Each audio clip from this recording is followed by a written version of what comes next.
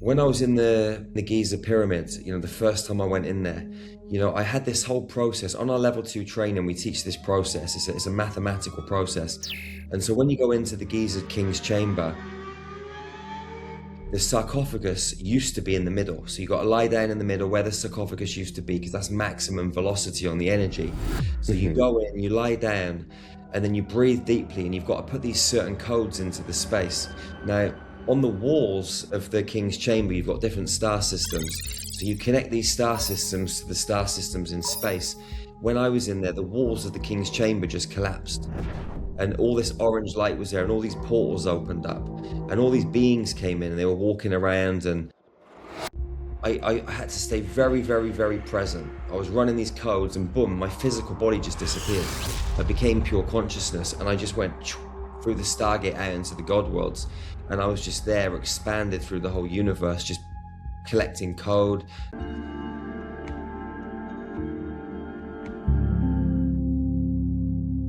Welcome to the Reality Revolution. My guest today is the amazing Jerry Sargeant, known the world over as the Facilitator. He's the founder of Star Magic Healing, a modality he's trained thousands of people in across more than 85 countries. Jerry's path here was anything but ordinary. He had a hard childhood and was part of his path of healing. Out of that came Star Magic, a frequency-based form of energy work that blends quantum physics, light codes, and intention to create rapid shifts in the body, the mind, and the field around us. He's the author of several books, including Activate Your Superhuman Potential, and he travels the planet teaching people that the power to heal was inside them the entire time. Couldn't wait to talk to him. Welcome to the Reality Revolution, Jerry. Thanks for having me, brother. It's an honor and a pleasure to be here. Thanks, Brian. So since this is your first time with us, for someone encountering your work for the first time, let's go back and tell us your story from where you came before you awakened into the path from what you're doing now. Yeah, I mean, it's been a wild ride, an interesting one that I wouldn't change, even though there's been some crazy stuff happening. I mean, now as you kind of like highlighted, I travel the planet and help people step into their power, like the power is inside of everyone. And, we have this mission called Star Magic Healing, and we're traveling around and sharing with people these awesome tools. And these tools can help any human being step into their full superhuman potential. But my life before that was kind of bonkers, I was involved in a lot of criminal stuff. As a child, I played a lot of sports. I was good at rugby, soccer, tennis, and I played them all at a high level. But I was a really angry kid because of the kind of like my childhood. And yeah, my birth mother, she was raped and tortured when she gave birth to me. I ended up finding her when I was like 24 years old. So I was fostered, adopted, grew up, played a lot of sports. I ended up giving up soccer and tennis because my mum and dad couldn't afford the lessons, and I was getting to a decent level at all of them. So I had to kind of pick one, and I chose rugby because of the contact. Really, yeah, I loved it. Like just the hard hits and the training, and it was a good place to kind of vent my aggression, my anger. Anyway, I ended up getting banned from rugby when I was like 15 years old, something like that. Mm-hmm. And to drink, drugs. The rave scene was really rife in the UK, so I was traveling to raves with my friends, like ecstasy tablets, partying, blowing whistles, and wearing white gloves and dancing all night, and I loved it. And then I got into the kind of like selling drugs, and then I ended up moving to Tenerife in the Canary Islands through a weird kind of strange turn of events, and ended up working for this kind of really high profile criminal organization. And that led me into like drug smuggling and gun running and all these different things, bank fraud. And anyway, to cut a long story short, this went on for many years. And then I met a lady, got married. We had a child, Alea, our daughter. And then our son Josh was born. And then we're in a car crash together, all four of us. And this was kind of like what sort of changed my trajectory in life. We were in Romania, where she was from, went to visit her parents, and we're on the way back to Bucharest airport early one morning.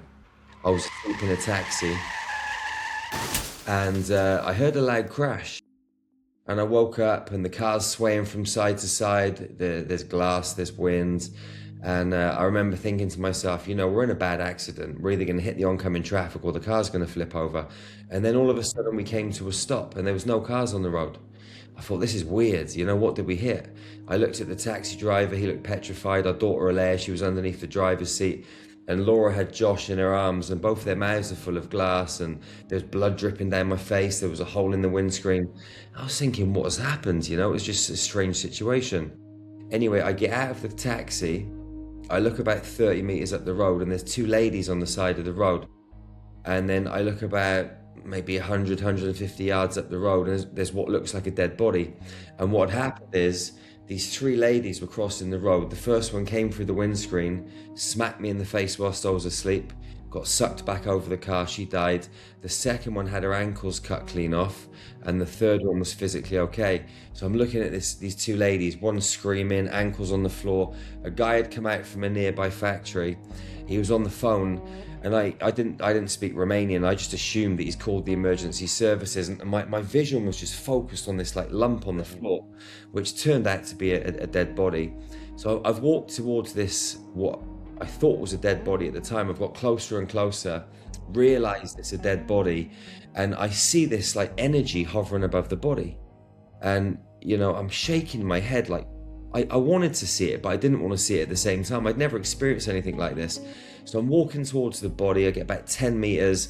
I'm kind of shaking my head, and this energy just fizzles off into the ether. And then by that time, I get to the lady's body. I'm looking down over her, and her legs are wrapped up over her head. She's completely smashed, and it was like someone had taken an old car to the scrap heap. Whatever this energy was inside the body, it had gone. No love lost. It had left this lump on the floor, and I didn't feel sad. I didn't feel any of the emotions that people say, well, you must have been scared, you must have been this, you must have been that. But I actually felt like a time to celebrate. I remember looking up and saying thank you.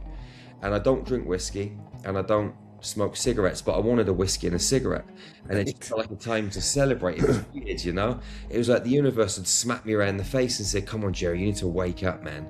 We're so much more than these physical vessels. We're atoms and molecules in continuous movement. We're space, we're energy. So anyway, this happened. This woke me up, and then things just started happening. I met a lady who worked for Scotland Yard in the psychic division. She had a past life regression business. And I was going to see her 2 or 3 times a week for a number of years. She taught me how to bring my light out of my body and travel, how to get information from the other side, how to remote view, how to just all these cool things. She fast tracked me rapidly. So I had this amazing teacher, and then I ended up moving to New Zealand with my family. And I actually thought that we were going to stay there forever, but it was just it was an integral part of my journey, because when I went there, I met a guy, an old fella who meditated. I'd never meditated up until this point. He said, Jerry, meditate. So anyway, he had a pyramid in his garden. So I used to go around his house every day. When we went to New Zealand, we set up a mixed martial arts gym, a health and fitness center, doing conditioning for strength and power sports and all of this. So anyway, I was doing that in the day, then going around his house in the afternoon, sitting in this pyramid. And he taught me to meditate with my eyes open. And I had some amazing experiences. I met Yeshua and different extraterrestrials and all these different beings. And one day, I'm sat in the pyramid, and this little space pod lands in the garden. There's a blue being inside of it. So I brought my light out of my body, went and jumped in this craft, and we flew through a portal for 4 or 5 seconds, came out the other side, and we were on Alpha Centauri. I'd never heard of Alpha Centauri. I'd never heard of Lyrians. The stuff that I was just getting, the information there was just coming to me. So I've got out of this space pod. I've walked up this beach, and there's 200 of these blue beings. They're taller than me. They had no clothes on. They were androgynous. They all had 8 packs. They just trained all day. They were just in such good shape, and they had no hair either. And they hugged me. And I felt so much love, a level of love that I can't even describe it. And it was like I was home. And so I had this hug, and then they took me up the beach through this jungle. One of them did, and to this like pyramid that was made of lights. And I went inside, and there was this really ancient old blue being. Like, I don't know how old this being was. You know, if you go to like a Native American reservation, you meet like an Indian elder, like you like a chief or something. It was like meeting this blue chief. It's the only way I can describe it. And the being communicated with me telepathically and asked me to kneel on the floor. So I knelt on the floor, and all of this geometry, this orange like liquefied spiralistic geometry started pouring into my crown. So it went on for a period of time, I don't know how long, and then two of these Lyrians picked me up underneath my arms and frog marched me back to the space pod, stuck me inside, they flew me back through the portal. I got out and went back into my body. And then nothing else really happened for a couple of years. And I was waking up every day thinking, come on, man, what's next? You know, I wanted to like get the next piece of the puzzle. And then one day I woke up and I knew we had to go back to England. So we went back to England. And then things just went into overdrive. I started seeing fairies and angels and having all these different encounters. And this angel told me to write a book called Into the Light. So I wrote it, published it. And then as soon as I published it, I started seeing all this geometry. And it was the same geometry that came down in the download on Alpha Centauri. And I was asking my guides, what am I supposed to do with this stuff? They said, you've got to meditate, you're being lazy, Jerry. So I started getting up in the morning at like 5 a.m. with my son, Josh, and we were going into these meditations. And we ended up in these mystery schools underneath the pyramids. And we were sat in these classrooms at these little wooden desks. And there was other human beings in there too, like from all over Earth. And there was a guy at the front with these scrolls, and on the scrolls there was codes, and it was the same codes I was seeing in the space, same codes I got in the orange download. And they're not like codes with straight edges, they're like spirals that keep moving and flowing. And so I went every morning with my son Josh for 9 months for 2 hours, and we sat in these classrooms and they showed us how to use these codes to heal people. So after 9 months I was like, let's see if we can, you know, use this stuff and see if it works. And we were trying it and we were using it. And so I was thinking to myself, maybe we could start a business out of this thing, you know? Anyway, something else happened. When I moved back from New Zealand to England, I went to the passport office and I got arrested for conspiracy to defraud the Bank of Scotland and holding a false travel document. So I was looking at a long prison sentence whilst I was discovering all this healing stuff. And I was still slipping back into my old ways because it was just easy money. So anyway, I'm looking at this long prison sentence, and I said to the universe, listen, if you get me off this prison sentence, I promise you I'm going to stop all of this stuff that I've been doing, and I'm going to put my heart and soul into healing, I promise. So anyway, I went to court, and I'm stood in this bulletproof dock, and the judge walks in, a man with his two accomplices and two ladies. One of them's got wings on her back, like angel wings, and she looks at me and winks. I was like, no way, this can't be possible, you know? Anyway, the prosecution, they gave their side of the story. My solicitor gave the defense. They went out and deliberated, came back in 40 minutes later. The lady with the angel wings, she winked at me again. They asked me to stand, and they said, we can see you're a changed man. We're going to give you a 1-year conditional discharge and an £80 court fee. You're free to go. So they opened the bulletproof dock. I walked out, and that was 2015, and then in March 2016 we started Star Magic, and like since then we've trained 10,000 plus people, you know, all over the world to use these healing tools, these healing frequencies. We're building our first healing center in Transylvania, in Romania, and just continuing the mission. Yeah, it's wild.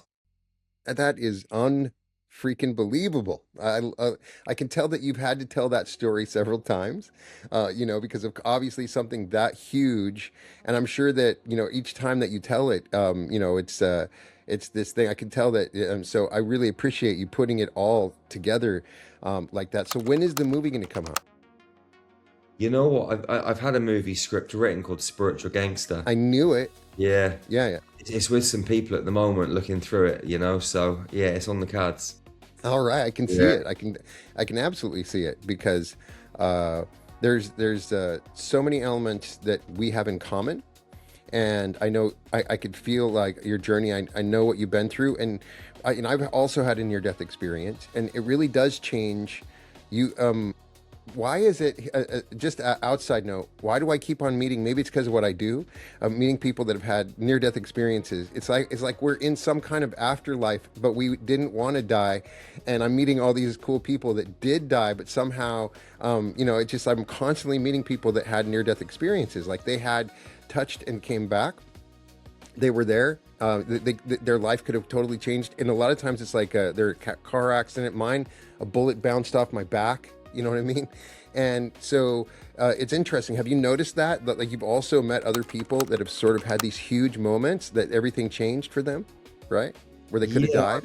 Yeah, I mean, in the work that we do, we have all sorts of encounters like this. I mean, sometimes it's like a near-death experience because it's like, a car accident, like you're saying, a shooting, some kind of like event like that. In Star Magic, because we're dealing with people with injury, illness, disease, this sort of thing, we get a lot of people that have been told you'll be dead in 8 weeks.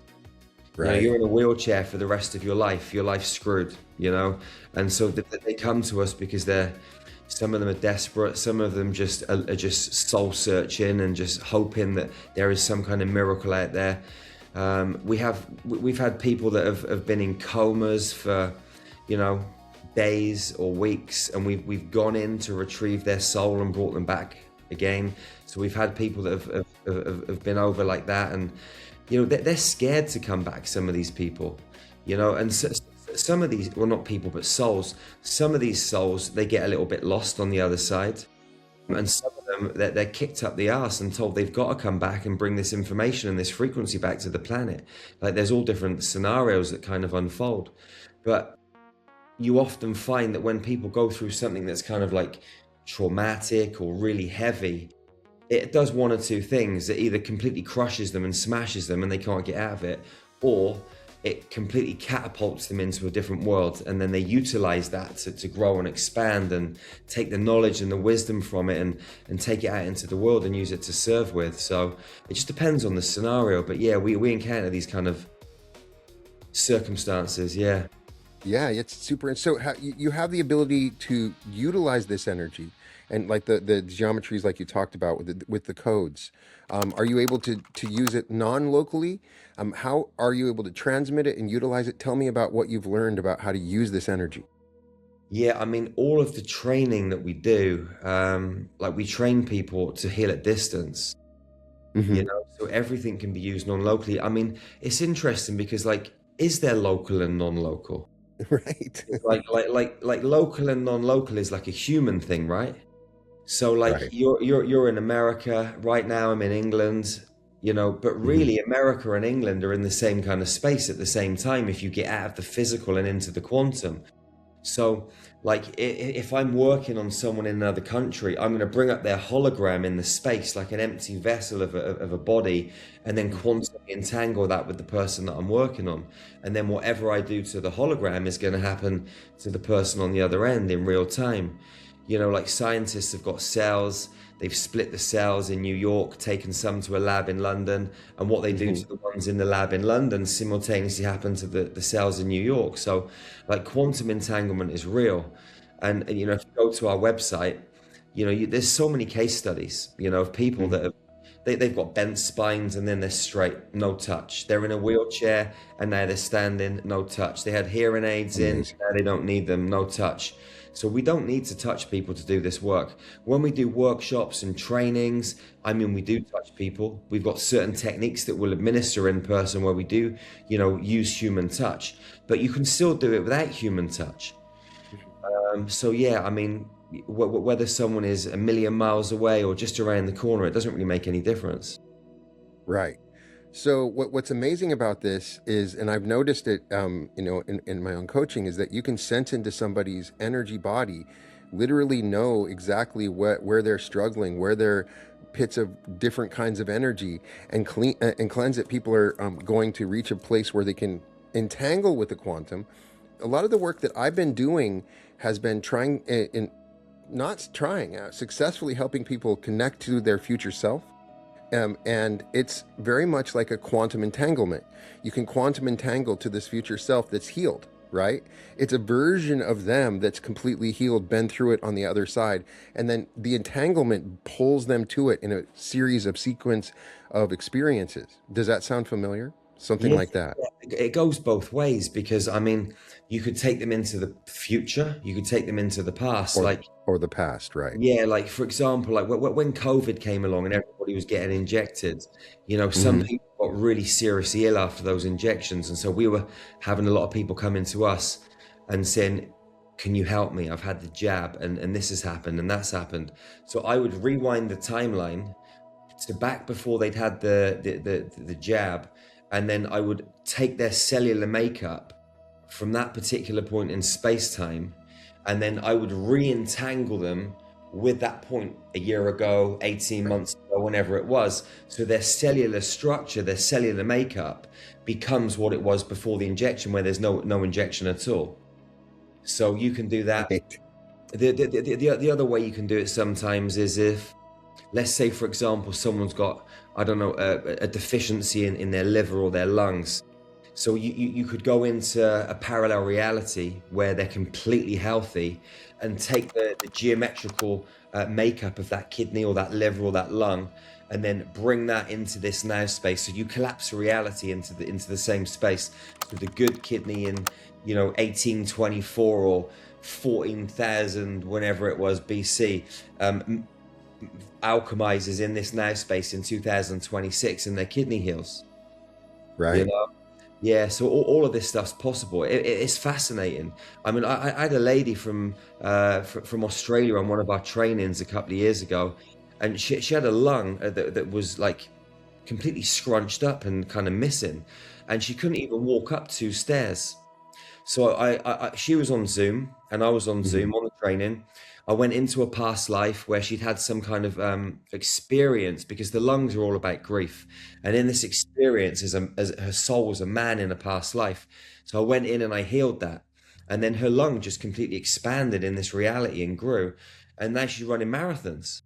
So Oh, she's gone wow. from someone that couldn't even go up 2 steps to running a marathon by going into the quantum field and collapsing reality. So like it's crazy what can take place.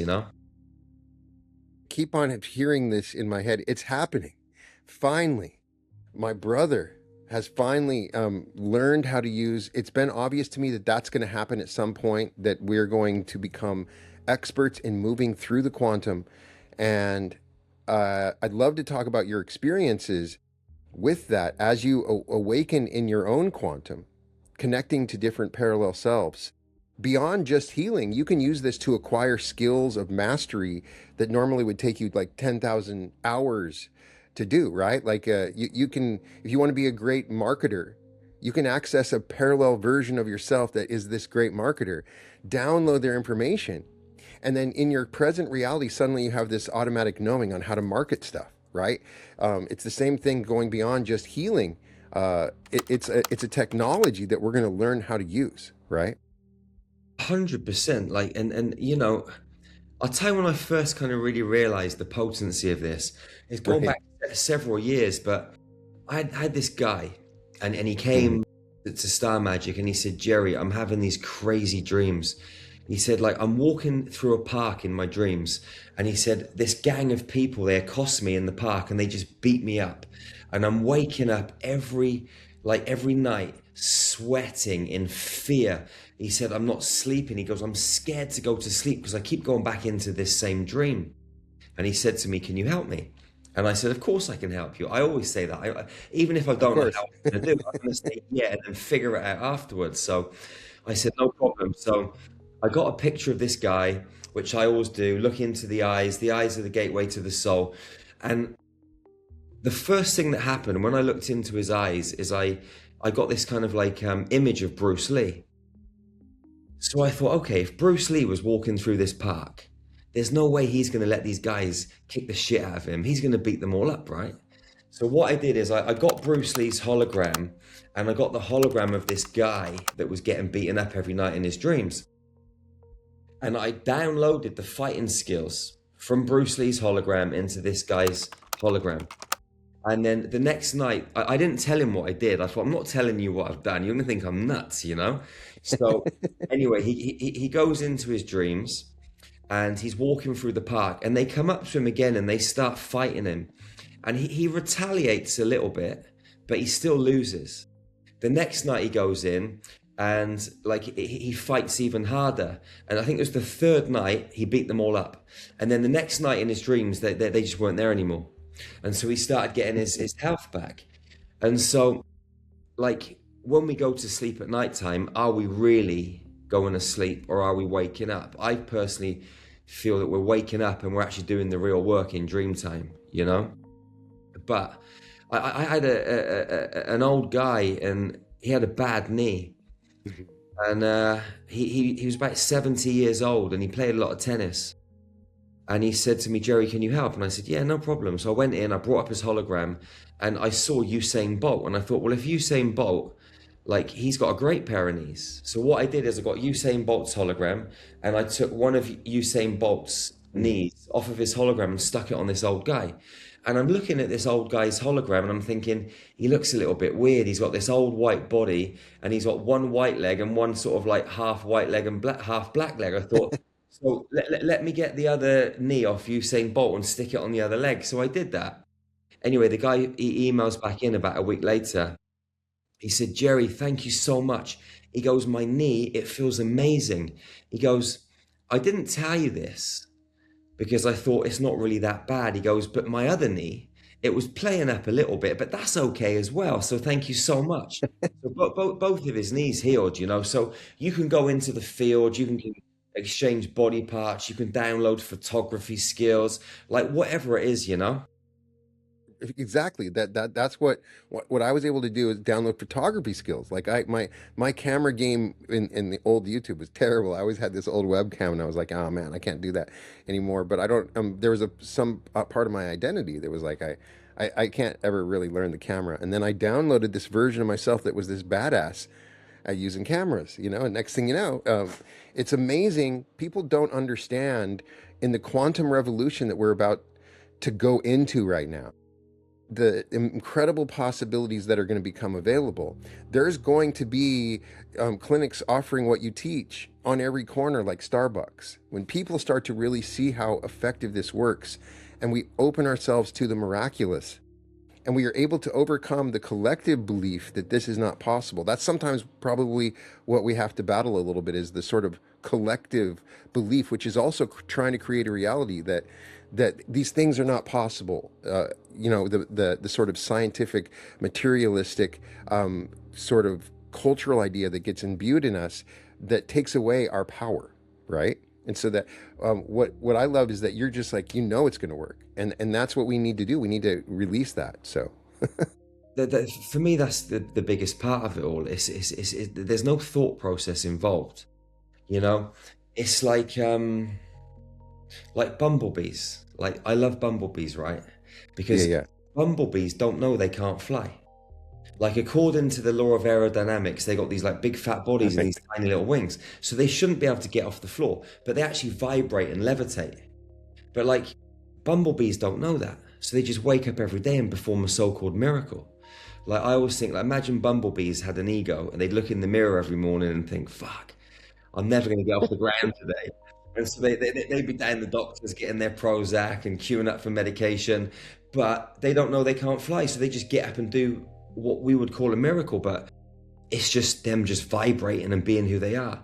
And I think if humans just vibrated a little bit more and didn't try and communicate so archaically with this human language, and we just felt each other through the heart and we vibrated together and, you know, just became present together, so much more information gets, you know, shared between everybody.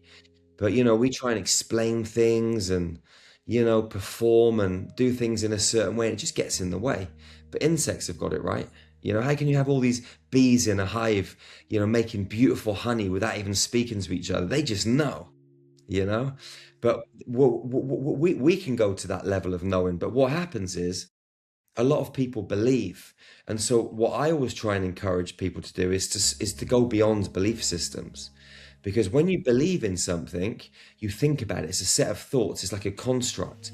Like if you look at a thought and you trace the thought back to its origin, it comes to another thought and another thought. And eventually that thought is going to be based on either time, distance, or measurement. You can't have a thought without bringing time, distance, or measurement into it. But in the quantum field, there is no time, distance, or measurement. There's just the one vibrational space. And with different vibrational frequencies and realms and frequency bands, so you can change frequency and enter a different space, but it's all right here, right now. So when you go beyond belief systems and you come to that deep internal state of knowing, you just know. And nothing can trump knowing.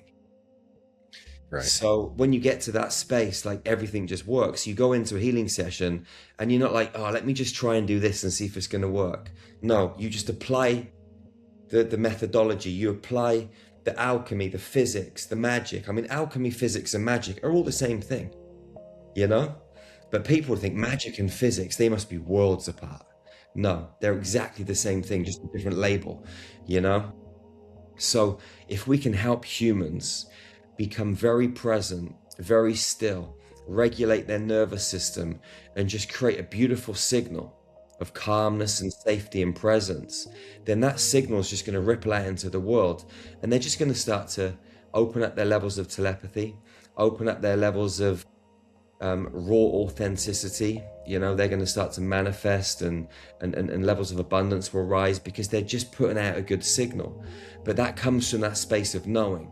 Unless you know, you're never going to be able to access that level of presence. Wow.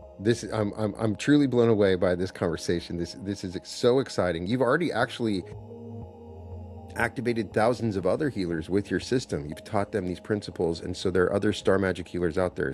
That's correct? That's correct, yeah. Wow. What have you learned from the geometries that you saw? What sort of geometries were you seeing?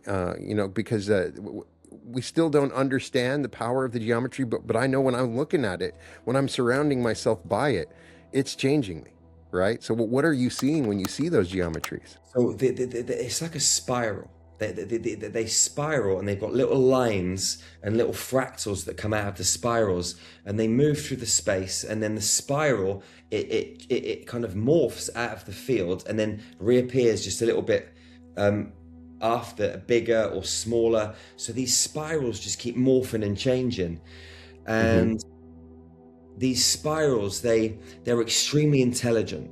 So if I'm going to go into a healing session and I know someone has a particular, like let's say for example, there's 3 people lined up. One of them's got cancer in the liver, one of them's got a brain tumor, and one of them's got a torn ACL. I'm not going to think, okay, what I'm going to do is I'm going to take these particular codes and put them into the ACL, these particular codes into this one, this particular codes into this one. I'm just going to bring the codes into the space and then let the codes do what they need to do, because the codes are highly intelligent and they know how they need to morph and how they need to resonate to fix is probably the wrong word, but readjust the geometrical code of the human being that we're working on. Because like if I look at you, you look like Brian. If I look at me, I look like Jerry. But underneath both of us, there's mathematical code. And so let's say, for example, you've got something going on with your liver. I know you've got anger and guilt issues. So I'm going to go into the quantum field and trace the code back to the past life or future life, or maybe multiple past lives and a few future lives where there's been anger and guilt trauma. So I'm going to go in there, look at the code and change the code like a computer programmer. So I would do that multiple ways. I mean, I can collapse the timelines, I can rewind the timelines and change the code coming back forwards. Or I can simply ask for star magic codes of consciousness, deploy them, and allow these precise and pure frequencies to go into the messed up code and just recalibrate it. So there's multiple different ways that you can do it. But it's ultimately like, we're like computer programmers. We go into the back end of the system, change the code, and then the front end, the physical body changes. So if you've got a website that's yellow, you want to change it to blue, you get a computer programmer, pay him $200, he or she goes in and changes the code. and it goes from blue to yellow on the front end. It's the same as going into the back end, looking at your pancreas, which is betrayal energy, changing the code that created the betrayal energy, and then fixing it. But here's the wild thing, right? And this is what fascinates me the most about this kind of work, because you can do anything you want. You can change anything from any kind of circumstance. So I was in New York, and there was a lady that came to New York and to our training, and she had a son that died when he was 18. He hung himself. He committed suicide. And so she felt terrible, like she blamed herself, and ever since he committed suicide, she had neck problems, spine problems, like her body was just like heavy with weight and pain, and she couldn't get rid of it, and she'd had it for many years. So what I did is I went into the quantum field and I created a reality. It wasn't a reality that I found, it was something that I created. So I created a war scenario where the lady that I was working on, her soul, was with her son's soul in a past life. And in this past life, he got stabbed and she didn't save him. So the same kind of scenario, like she felt guilty because she couldn't save the soul of her son, even though he wasn't her son in that reality. So what I did is I rewound the timeline to before they went to battle. I saw all of this in my head, like months and months before. And I went in and I spoke to them. I said, listen, there's going to be a war that's unfolding soon. And if you go to that battle, he's going to die. So why don't you get on your horses and leave right now? So the two men get on their horses. They ride off into the sunset. So now I've created a different reality out of computer code in the quantum field. So what I did is I collapsed that whole reality into a piece of code, downloaded it into a USB stick, stuck the USB stick in the top of her head like a piece of code, like information on a memory stick, downloaded it into her pineal gland, the master cell in her pineal gland, downloaded this into every cell in her body, and boom, pain just went. Because a new computer program, which I created in the quantum field, has now been downloaded, which overrode the old programming. So all of that pain just disappeared. So you can go into the field, you can find real scenarios, change them. And if you can't find something, you can just create it and decide with your intention that this program will override the old program, and boom, the healing takes place. Because everything's holographic. We're 99.99999% space. Just a little bit of something physical. It's true. So we can play with the quantum however we want, you know? But it feels like we're in a particular time where the energy is more intelligent. There's a unique kind of energy that's slowly growing.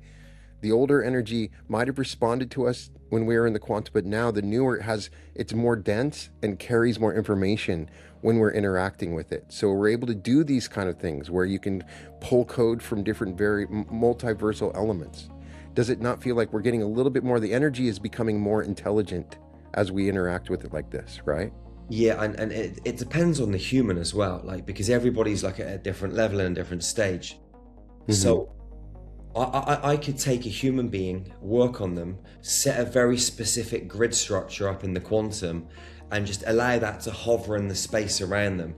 And then this piece of architecture, because it's highly intelligent and it's plugged into multiple different frequency bands or dimensional levels, it's gonna start to read them on a cellular level, on a DNA level.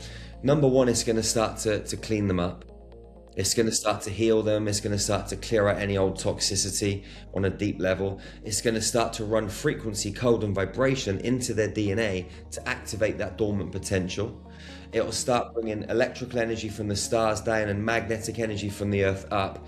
And those two frequencies running through the central column will activate that inner twin flame, that electromagnetic current. And that's the Holy Grail. That's the original bloodline of Christ, or Christ. You know, people have been talking about, the bloodline of Christ. It was an electromagnetic frequency. You know, you get the magnetic frequency from the earth and the electrical energy from the stars. You run them through your central column, you're coming back online, just like that. So if you can hold a field of energy in someone's space, build the architecture around them, and it becomes a part of them. Their Merkaba field switches on, their multidimensional Merkaba field, their toroidal field, all these elements of geometry, they just start spinning around them. And when you get to that level of energy, any kind of entities, any dark forces, they just won't be able to come into that field. No. You know, anyone trying to play around with you mentally, it just gets like repelled, shredded in the space. And then it's just up to the human being waking up in the morning and just sitting there for 5-10 minutes and just plugging into that architecture. And the more you kind of run that frequency, the more it becomes a part of your field. And after a month, a few weeks, a couple of months, depending on how often they do it, it just becomes locked. It's in there and it's a part of their energetic architecture. And from that moment forwards, they're just going to keep expanding and growing and reaching new levels. Anastasia asks, what about chronic illnesses, whether they're physical conditions such as neurological diseases like ALS or mental health conditions like schizophrenia? Is it possible to improve the condition or achieve healing? 100%. I truly feel that there's not one thing on this planet that can't be corrected. You know, I've seen some wild things happen, like schizophrenia and things like that. There can be different reasons. Number one, it can be entities. There can be entities playing out in the field that are causing this. The other thing, it can be to do with control. So if a human being is like over controlling because they just don't trust, and they just don't trust life, they don't trust the flow, they don't trust people, then what happens is the brain, because it's the control center, it forces you to let go. And the way that it does that is by taking you out of control.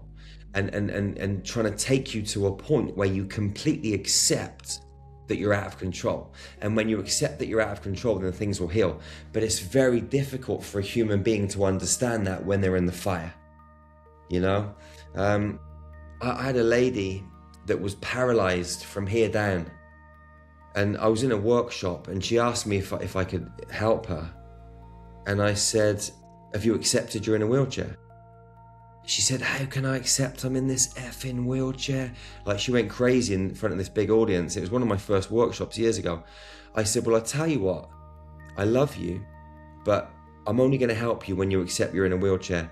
So anyway, I finished my talk, and I tried to walk out the building, and she blocked me in a wheelchair, and she wouldn't let me leave the door. She said, "Please help me." I said, "No, not until you accept you're in a wheelchair." I gave her my phone number. She phoned me the next day. I said, "Have you accepted you're in a wheelchair?" No. She phoned me every day for a few days, and I kept saying no. Anyway, she went quiet for a couple of months or so, and then she phoned me up out the blue one day. She said, "Jerry, you're never going to believe this." I said, "What?" She goes, "I'm walking." I said, "What happened?" She said, "Well, I tried all these different things, and the only thing that I hadn't tried is just accepting your advice that I should accept that I'm in a wheelchair." So she got really present and just accepted. And within a couple of days, she started moving fingers. And then she just stayed very present with it, and her body just came back online. I didn't have to do anything. She just became present, and her body started to function. When someone's got schizophrenia, Alzheimer's, something like this, which is a brain control thing, it's quite hard to get someone to be present. So they need like a little bit of coaching on how to do this, or someone to go into the field and change things at a subatomic level, which can be done. The other things that sometimes happens with schizophrenia, dementia, things like this, there can be multiple personalities playing out inside the brain. So you've got to go in and you've got to dismantle the other personalities and just bring the original personality, which is the human being, the soul that's inside the human, to the forefront, and then things can heal. Yeah, there's different reasons for it, but everything I feel can be healed, you know? Everything. I've seen everything. I've seen so many things. I mean, I was in, we did an American tour a couple of years ago.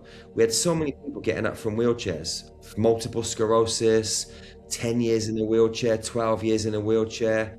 I had a guy in Spain last year, 18 months paralyzed, boom, out of his wheelchair, second day of the healing. Like, it happens. When the geometry changes, then the healing can take place. But a lot of people are running this false code. A lot of people are running like these Flower of Life, Metatron cube codes, all this straight edge geometry. it's only keeping people stuck. You know, a lot of people talk about like activating your 12-strand template. You're never gonna become fully superhuman unless you activate 13 strands, because the number 13 is the return back to the feminine, the return back to the womb, the return back to the mother. So if you look at 12 strands, there's 12 strands in each one. That's 144. People talk about the 144 coming back to Earth, all this sort of stuff. It's got a ceiling. It's not the ultimate. It can go out and expand all the way, but it can't return back to the center until you bring the number 13 into the equation. Like if you look at a human being, like 49 days after conception, inside the mother's womb, 8 little cells appear. Those 8 little cells form a Merkaba field. And those 8 little cells are the egg of the Kundalini, our Genesis cells between our perineum and our anus. So that number 13, 49 days after conception, is very important because it's the activation of the divine goddess. If we want to leave the planet, we have to go on a number 13. If you're in a space rocket, you're going to leave at Mach 33, 11.2 kilometers per second. 11 plus 2 is 13. If you want to leave through a Stargate, you've got to activate the number 13. I've done it inside the Giza pyramid twice now, collapsed my body into light. I've hired the whole pyramid to myself in the dark, and I've gone through Stargate 12 to the Lyrian, through the Lyrian gateway to the God worlds, and I've been through Stargate 9, the Andromedan gateway into the Andromedan galaxy. I did the Andromedan galaxy this year and the Lyrian one 2 years ago. But it's all about the number 13. Now, when you've got 13 strands of DNA, in each one you've got another 13, and 13 times 13 is 169. If you add 1, 6 and 9 together, you get 16. 1 and 6 is 7. So 7 is the 7th petal on the real true flower of life. The flower of life that everybody looks at is 60-degree rotations, got 6 petals, but that geometry is a flat dead geometry with no consciousness. But when you bring in the 7th petal, it's got the dielectric in-breath and the magnetic out-breath, and it's the in-breath and the out-breath that bring consciousness into the geometry and bring it to life. But the number 13 is the catalyst for that. So we have to understand that going all the way out, getting 12 strands activated is great, but unless you bring it back to your center, back to your heart, back to the womb, back to creation energy, then it's no good. It's just a one-way thing, a one-way ticket. But we have to go out and in, breathing out and in. It's what we do as humans. We breathe in and out, and the universe breathes in and out too. Well, Anita asks, Jerry, can we kindly ask for a healing for the whole group? Also, we maybe have the link to book a private session, please. I believe that's at Stargate, starmagichealing.org is the place to go, correct? Yeah, we've got a webinar on Sunday. I'm going to be doing a group healing for the whole webinar if you want to come and jump on it. Yeah, it's on Sunday afternoon. Yeah, I mean, if you wanted to do a healing for the whole group, we could come back on and do a proper one if you want to. You know, take sort of like 45 minutes one day. And so it takes about 45 minutes to do the proper full healing. Do something decent for the whole group. Yeah, 45 minutes to an hour would be really good. Like, especially if we've got hundreds or thousands of people, it'd be good to get everybody's energy properly sunk in, you know, and then do something awesome. You know, I'd be well up for that. You know, if they wanted to do that. One of my favorite experiences when I do these events, we do something called the Bliss Body meditation, and I'm taking the light through every single part that you can imagine of the body. It takes about 3 hours. And when you really go through every single aspect of the body, all the different parts of the body, all the different systems, and it leaves you in awe. It really does. It's such an amazing technology. There's so many little aspects, tiny little things about the body. It just blows me away. People are not aware of how awesome it is. And it's something you learn in your healing, right? Yeah, I mean, the body fascinates me, man. I mean, yeah, it really does. I mean, when I was in the Giza pyramids, you know, the first time I went in there, you know, I had this whole process. On our level 2 training, we teach this process. It's a mathematical process. And so when you go into the Giza King's chamber, the sarcophagus used to be in the middle. So you got to lie down in the middle where the sarcophagus used to be, because that's maximum velocity on the energy. So you go in, you lie down, and then you breathe deeply, and you've got to put these certain codes into the space. Now, on the walls of the King's Chamber, you've got different star systems. So you connect these star systems to the star systems in space. When I was in there, the walls of the King's Chamber just collapsed. And all this orange light was there, and all these portals opened up. And all these beings came in, and they were walking around, and I had to stay very, very, very present. I was running these codes, and boom, my physical body just disappeared. I became pure consciousness, and I just went through the Stargate out into the God worlds. And I was just there, expanded through the whole universe, just collecting code, collecting data. And then at some point, boom, I came straight back, and then back into my body. So Tell me about the God worlds. Tell me everything about the God worlds. What was it like? So the God worlds, when you go up there, there's like many entrances or exits.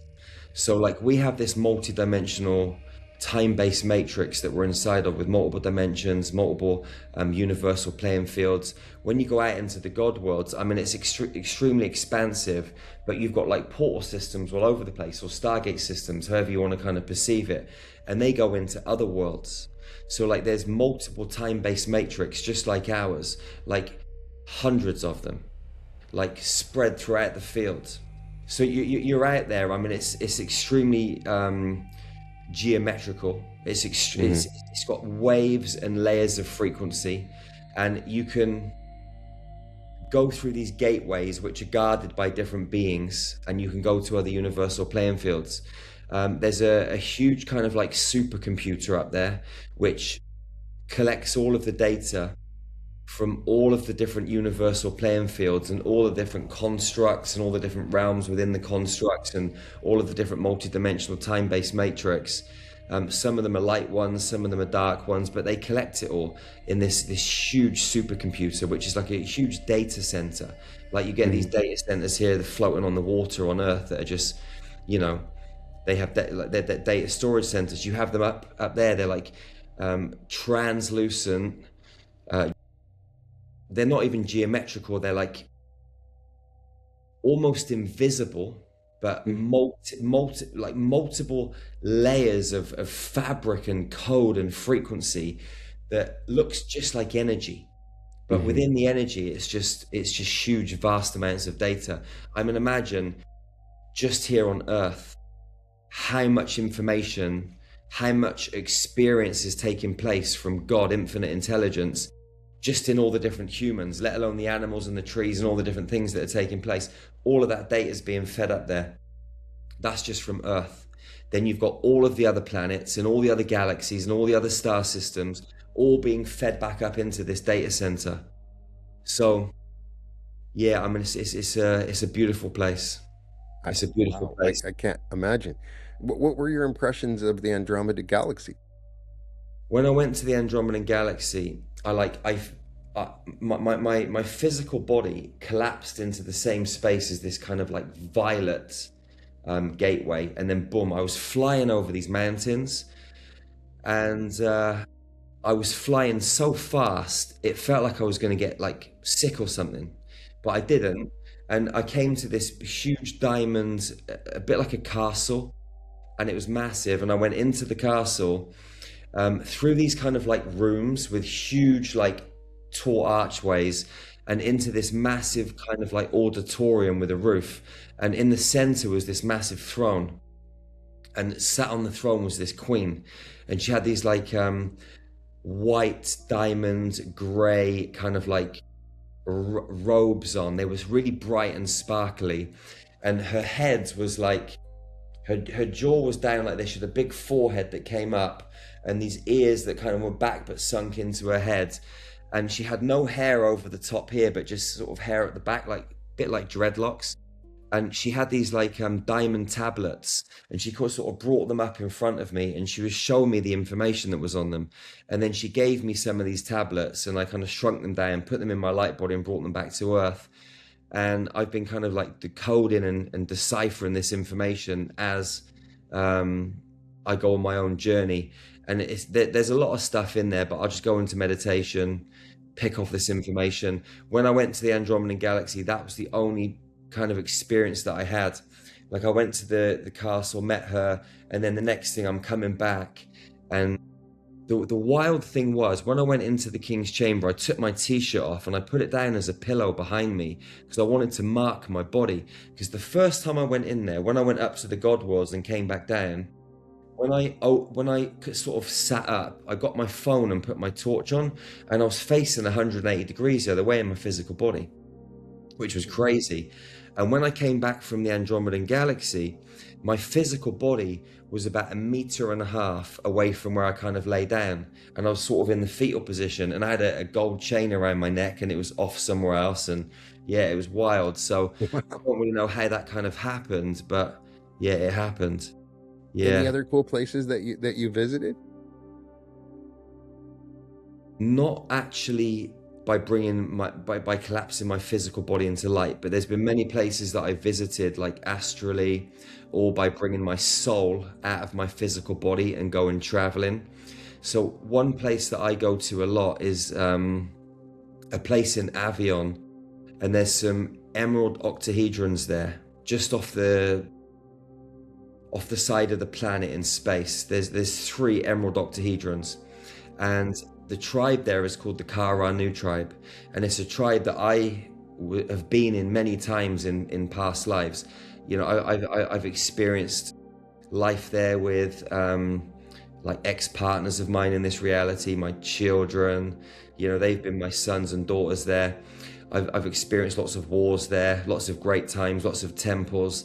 But I go to these pyramids a lot because in these pyramids, so these octahedrons, they have these kind of like portal structures, and inside these places they configure and reconfigure the portal systems and the Stargate systems through the whole galaxy and the whole multiverse. So everything in our time-based matrix is kind of constructed and orchestrated and built and created and then taken apart and recreated just at the touch of fingers. Like these beings in there, they're opening portals, they're moving planets around, like planets are just like toys, you know, and these beings are there just kind of lifting it up a little bit, pushing it down a little bit, spinning it, moving it over to here.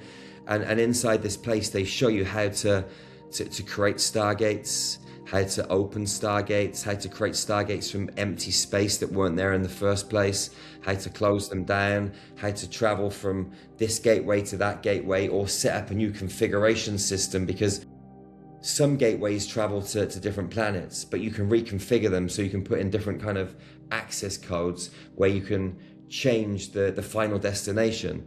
So I go there and sit in those kind of circles and watch that stuff. Like when I go in there, I know this stuff. Like it makes total sense to me. And then you come back to Earth into your body and you're trying to kind of like make head or tail of it, and you know it, but it's like it's in such a high frequency band that it's hard to ground it into this reality.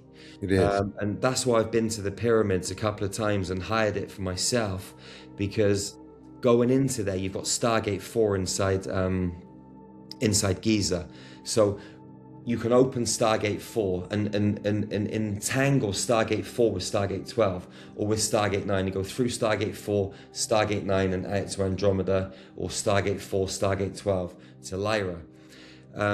I know that it's possible to open these gateways anywhere, but I haven't figured out how to do that. I've tried to just do it in the empty space, like in my home or in a field, but I can't do it. But I know it's possible. But when you're It may inside require the pyramid structure, right? The pyramid structure might be playing a role. These are in pyramids that you're doing it, so that actually plays a role in enhancing those energies and your ability to do that, right? definitely, but I know that you can do it without it.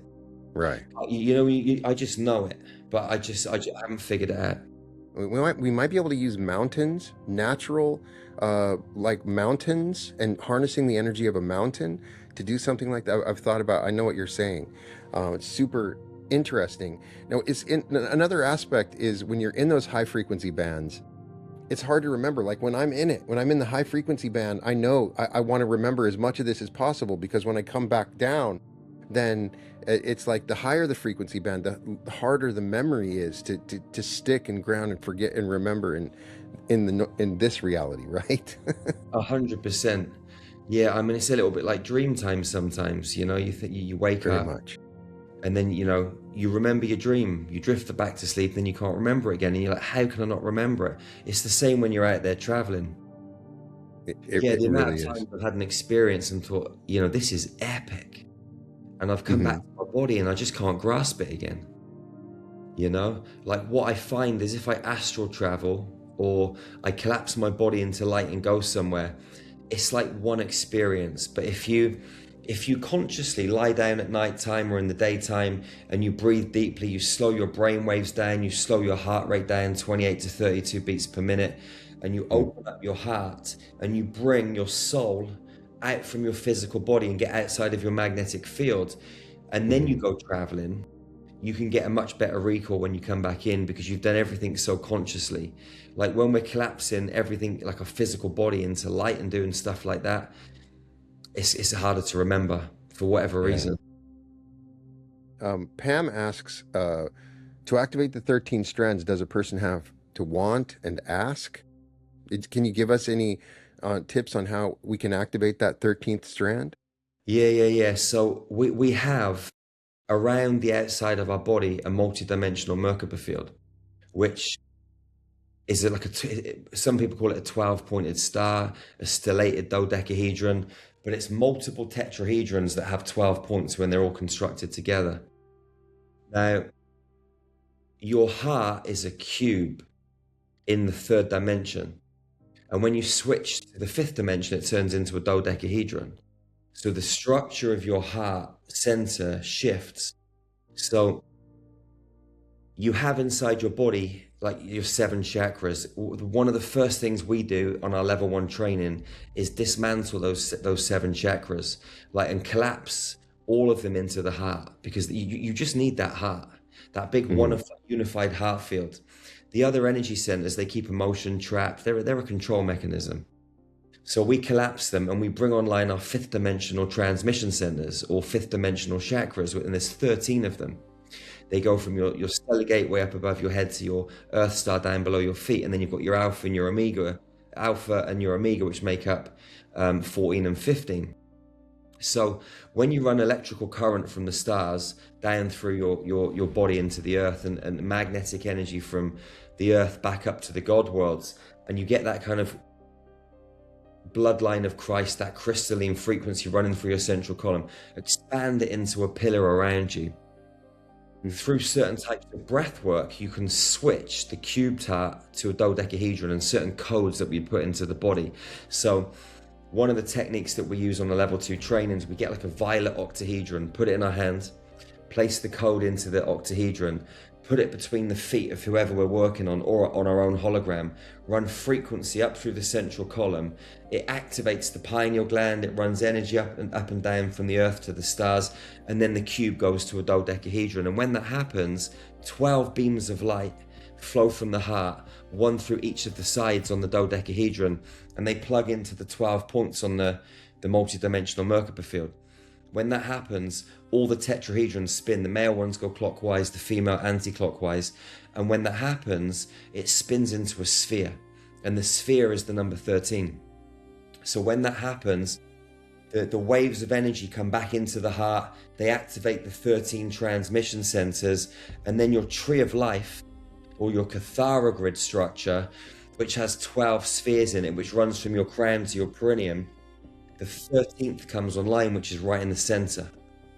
Once that happens, then the tree of life starts to pump energy into your DNA, and your DNA starts to switch on. It's a mathematical process that everybody can go through. It's just about getting present, running the right frequencies, putting the right codes in, and just allowing it to unfold. Yeah. I could see everything that you described. That was beautifully described. So when you put codes in something, what is the process that you're generally doing to put codes in something? So it just depends. Like, if I'm changing a reality like the one I spoke about earlier with the battlegrounds, then all of that reality that I've created in the quantum, I see it like turn into like a river of crystalline light. I'll hold up a USB stick and run it into the USB, and there the code is in the USB. Now I stick it in the person's biological computer and download it. We've got other codes, like we got HF1, HF2, HF3, HF363. All these different codes can do different things. We've created them and designed them with the star magic frequency. They're for health, abundance, vitality. There's dragon codes, there's angel codes. Depends on what we want to do. Right. Like, for example, I was in India and I was at a training, and this lady had been punched in the face by her ex-husband like 20 years ago, and she had a big dent in her cheekbone. She'd had facial reconstruction surgery, but they just couldn't get rid of this dent. So I said, is there anyone in the audience who's got anything wrong with their bones? And she said, well, my husband punched me in the face 20 years ago. I said, well, come here then. So I started running frequency through her, and I got HF15, which is the dolphin frequency. I put the dolphin frequency into the top of her crown, ran it into her pineal gland. I put my hands on her body and ran this frequency through the back of her neck, and she went down to the floor. She was out for about 5-10 minutes. When she stood up, all of the bones on her face had just gone back to the way they should be. You can go and watch the testimonial on our website. She tells the stories, and then you can see the healing taking place. But like, I sometimes wonder how this really happens, but it just does. You just run the frequency, and the frequency is intelligent. Can you envision and help us to envision together into a world in the future where we all have the ability to use the star magic that you're talking about with the human imagination, fully understanding the possibilities available, the kind of world that we can live on when we see a whole world using the star magic? That's my dream, brother. Like this is what I feel I came to this planet, to connect with people like you and other souls that have got this same vision. In 2016, when we started Star Magic, just afterwards, I was sat on a hill in a place called Cheltenham where I grew up, and I'm sat there in the daytime and I'm looking out over the local town, and the same being that took me in the spacecraft to Alpha Centauri came and sat next to me. His name's Derekwa, he's always with me. And the town just disappeared. And I saw the Christ consciousness grid of the planet and these healing centers, and they were glowing and flashing. I said to him, what are those? He goes, they're healing centers, you've got to build them. I said, well, if I build them, who's going to work in them? He said, we've got to train people. So I ran home and designed this training program, and then we started doing the trainings. But back then I was like, well, I've got no money, like, how am I going to do this? Like, this costs so much money. Like, we've just started this business, and, people are going to think I'm crazy anyway, for going out and doing this. He said, just go and design the training program, trust the process. You have to do this. So, 9 years on, we've got land in different countries. We're building our first healing center. We've had it all designed. I got introduced to an architect who was building buildings at the same frequency that we do our healing with. So someone in our tribe who'd been through our training said, Jerry, you really got to meet this architect. So anyway, I met him, and he's designed our first healing center, and all of the buildings are made out of the same sacred code that I first collected in Alpha Centauri, like back in 2009 in that download, and what we use every single day. So we've got this vision of building these 13 healing centers with other sort of sub-satellite offices all over the planet, all plugged into the grids and the ley lines that just create a level of consciousness that is just going to raise the vibration of the planet and just heal everything. And, one of the main reasons that I want to build these healing centers is for the children. Because the children coming down to planet Earth at the moment are fascinating. They have a different energy body, different energetic structure, different energetic template. They're just switched on. And in the UK, like if you have some of these really amazing children, the government will come in, take them off their parents, take them to some of these special homes, drug them up, get them addicted to pornography, and send them back years later. And they're a shadow of their former self. So I want to get these healing centers built and have them as like a playground for these children, so their parents can come, they can bring their children, the kids can just do what they want. They're in a safe place with all this technology that is just going to enable them to showcase their abilities, levitation and telekinesis and all of these things that are possible.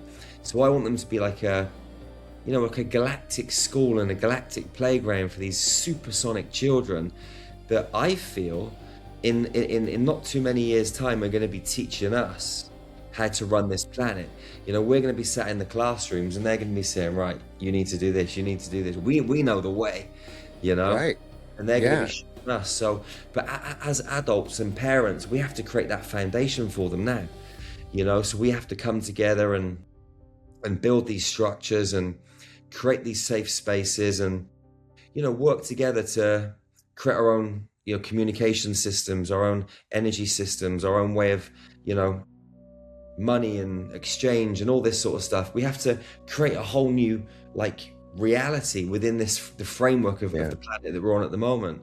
We're not going to be able to battle the old system. That's just a waste of time. We've got to create something new. I feel an urgency. I think we need to get the Jedi started before the Sith get started. We got to get the Jedi fully going 100%. I feel like that's what we got to do, right? So I totally hear you on that one. Yeah. Because I do think that they're in completely different fourth density energy bodies. This is coming from multiple sources, multiple accounts of people that don't know each other, that are confirming that this is a fact, that kids coming today are in a completely different realm. Many of them have already downloaded much of their past history. They're coming in knowing fully about their past lives, and they're ready to teach us. We're going to have to reach a point where we're learning from these kids, just like you said. 100%. Yeah. It's up to us, and this urgency thing, there is an urgency about it. Mm-hmm. I was in a dark retreat last year. I went to Poland and I sat in the dark for a week, and I had the most amazing experience, brother, and I'd highly recommend it to anyone. Go and sit in the dark, no phones, nothing, just you. It's wild. But I was in there one day, night, I'm not sure exactly when, but I looked up towards the ceiling and everything was lit up. I saw the whole planet, and I saw all these kind of prison camps all over the planet, and there were robots putting humans into the prison camps. And I was asking, how far away is this in the future? I was told 10 to 15 years, but I actually think that's kind of quite reasonable. I think it could be sooner than that, the way that people are handing their power over to technology, but we'll have to see. But we have to, as sovereign beings, get our act together and start making moves, and not just talking about it, not just this is a great idea, we really need to do this. No, this is a great idea, we really need to do this, and let's go and do it. There's a material aspect. It feels like that those that are awakening, that are accessing their powers, are also feeling guilty about making money, and it's like that they suddenly become spiritual. We need to get those people need to be prosperous. We need to bring prosperity to the awakened. It'll bring their power and their freedom. I feel like that's part of it, part of the urgency of it, because I meet so many people that do become awakened, and they still struggle with their prosperity. What's your aspect of that? 100%. I think that's part of the trickery, part of the manipulation. I think that's by design. If you look at the spiritual community, and not just the spiritual community, but the community at large, men have been emasculated. Women are becoming more electrical, men are becoming more magnetic, with all of these different gender. I don't know how many genders there are now, 200, 300. I mean, it's nuts, you know what I mean? I don't know where they come from, but they just seem to keep sprouting up. But ultimately, you've got men and women, and electrical and magnetic, and the polarity is what's absolutely mission critical. So, what we have to do as a human race is allow the women to be magnetic, that creation energy, and allow the men to be that go-get electrical energy, and together they can produce absolute magic. And men have to remember their power. I mean, there are too many men on computers masturbating, addicted to pornography, taking drugs, instead of going out there into the world and being men. Men have been sort of taught that it's not good to fight. It's not good to show your teeth and growl. Like, men are men, and men have to be protective. They have to be honorable, integral. They have to create safe spaces for the feminine, and they have to realize that it's okay to be a courageous, strong, brave man going out there into the world and just doing whatever you need to do, showcasing your talents, your abilities to make money, because the dark side are very prepared, and they've been working together for millions of years, and they keep everything in their bloodlines. They're very, very smart, very, very intelligent. I mean, you've got to take your hat off to them, because they've designed this planet in such a way, they've locked it down so well. But they're the few. Imagine if the men, very small number. It's just through systems, great systems. Yeah. Imagine if the many came together, put their resources together, stepped into their worth, and realized that it's okay to be a multi-millionaire. It's okay to be a multi-billionaire, because we're going to be using this money for good. And so from there, we can start creating all the things we need to create, new systems. Whatever we need. I think it's our responsibility, our duty, to be prosperous, so we can take these resources, enhance our power. That's how we can change the world. It is okay for you to be rich. It is okay for you to be prosperous. I'm saying that because once you've awakened, you'll know how to use those resources, because we need resources. We need resources to expand. We need those star magic centers. We need to find ways to bring the light throughout the world. There's places that are still in darkness that we can bring. And I think you're changing the world, brother. Thank you so much. Every single healing, every single person, every single interview you do, I appreciate it incredibly. You've done a great service. Thank you so much for bringing your knowledge and your experience to us. That we're doing it one day at a time, one moment at a time. And I feel like a reality revolution event mixed with Star Magic event in the future, maybe in the UK, I could see it bringing the codes, because we need to change the world. Thank you so much for joining us. Thank you so much for sharing our story. I feel changed. This has been an electric conversation. Everybody needs to check out. You can go to starmagichealing.org. You can join Infinity, which is your monthly membership. Sounds amazing. We didn't even mention that you are the facilitator. That's who you are referred to. We didn't even get to that, but everybody should know this is the facilitator. We have met and been a part of an amazing conversation. Welcome to the Reality Revolution. 3 days, 9 sessions. You're invited to a complete timeline shift. This July, the Reality Revolution comes home to Anaheim for the most immersive 3-day experience I have ever built. Activate your pineal gland, meet your higher self, quantum jump into your greatest timeline, enter the bliss body healing state, step into the flow of large sums of money, open fully to love, and shift into the higher density new earth. Every session combines deep teaching with guided activation, the same techniques that have produced extraordinary transformations at every Reality Revolution event. Friday night, the community celebrates together. Saturday evening, we have a special appearance from Daryl Anka. Sunday, you walk out as a new version of yourself. July 24th through the 26th at the Hilton Anaheim. Early bird pricing available now at www.brianscottlive.com/Anaheim.